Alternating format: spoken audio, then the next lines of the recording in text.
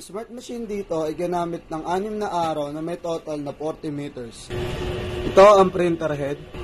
Ito naman ang copying. Ganito naman mag-head clean.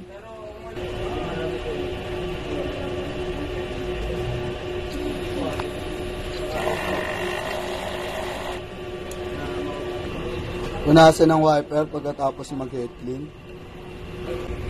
Nozzle check.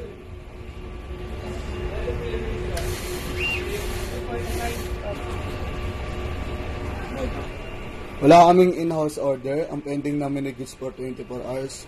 At wala rin kaming branch fulfillment para ngayong week. Ang ink system ay tama lang. Itong dalawa ay dinedrain para palitan ng bagong ink. Ang waste tank ay nalinis kahapon. Ito naman ang ABR at ground wire.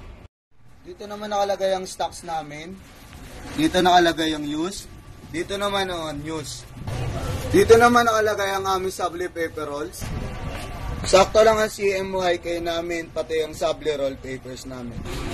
Dito naman ang mga records ng mga nagamit para sa sayan. Magenta, yellow, at para sa black. Dito naman ang para sa sable paper rolls. Dito naman ang aming daily output.